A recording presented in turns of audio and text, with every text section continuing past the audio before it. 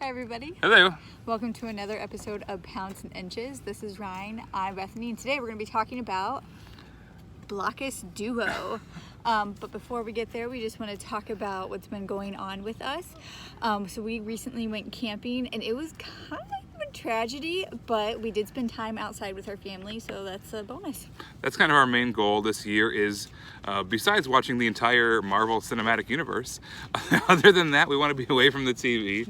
We want to be spending time outside, spend time with our families, spend time gaming. So camping was a great way to do all that for us. And speaking of camping, this is a game that we brought with us camping. I actually taught our eldest daughter this while we were camping, and she caught on in seconds. It was very fast and it was very, fun. And Ryan will explain to you how this works. So in BLOKUS Duo, it's an abstract game. Your goal is to place as many of your pieces as possible. The rules are, however, you cannot touch your own pieces side to side. So for instance here, all those pieces are touching on their corners, but you could not place it, here for instance, because that would make it touching side to side. So over the course of the game, you are trying to place as many of your pieces as possible, and at the end of the game, you get negative points for all the squares that you did not place. So this large one like this, which has 5 squares on it, that would cost you negative 5 points. If you were able to place all your pieces, you get an extra positive 15 points, and if your last piece you placed was this little bitty one spot, so you can see them here, that gets you an extra 5 points as well. So that's kind of the goal: get as many pieces as possible, and outblock your opponent. That's why it's called BLOKUS. I've heard it pronounced BLOKUS, but that doesn't make any sense to me. Maybe it is, but I like BLOKUS better. Anyways. Yeah, it makes more sense. The great thing about this game is the fact that we are able to take it camping with us. It travels really well, and the game set has grooves in it, so even if you move around a little bit, all the pieces stay where they are. It has been re-released as BLOKUS Travel Edition as well, so you might see it as BLOKUS Duo in the orange and purple, or you might see it as BLOKUS Travel, which would then have the black and white pieces. Either way, same thing. There's a great granddaddy game called BLOKUS itself, which is a 4-player game. I prefer this, actually. The 4-player game, it feels like it's really easy for you to get blocked out, and you just can't do what you want to do. And then also, you kind of start on the corners and work your way towards the middle of the board. And so you're wasting all these pieces that you may want to have used later on.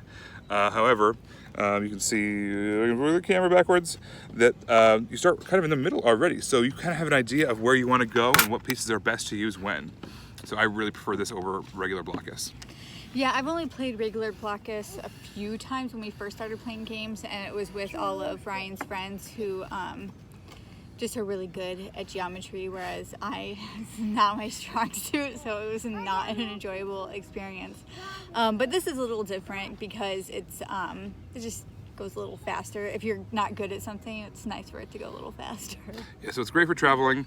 It's great for where there's a very small time commitment, but it's overall, I think there's better games out there. Maybe not better travel games for something with pieces on a board, because it's nice the way that they kind of sit in there without moving.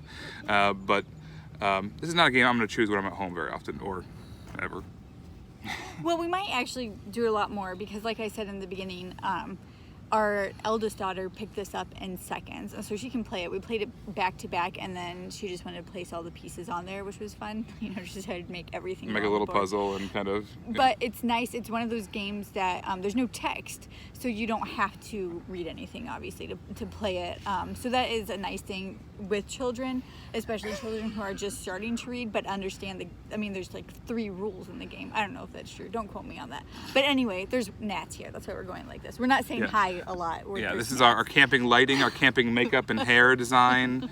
Yes, we've got all the works going. Yeah. So that is a really nice thing about this game, is the fact that you can teach it to children because it doesn't require any text, and they're able to play it. Maybe not get the full strategy of it, but we played back to back, and she her score was 12 points smaller, so she actually improved in just those 2 plays. That's great. So we're going to wrap that up just so we can get back inside and get away from the gnats inside the tent. My name is Ryan. I am Bethany. This has been Pounds and Inches here on YouTube. Feel free to subscribe to see all of our latest videos as they come out, hopefully with better lighting and that kind of stuff. But we've also got an Instagram page. Bethany she runs that. It's BNFigs is her handle. See all the board game photos we're posting there. We've also got a Twitter account at Ryan and Bethany 1. So check us out there. And number 1. And then on our Facebook, we have Ryan and Bethany Board Game Reviews. And then lastly, we have a blog on BoardGameGeek.com. It's called Pounds and Inches, where we talk a little bit more about our health life and our quest for being healthy people. All right, so thanks so much for tuning in. We'll see you next time, guys. Bye.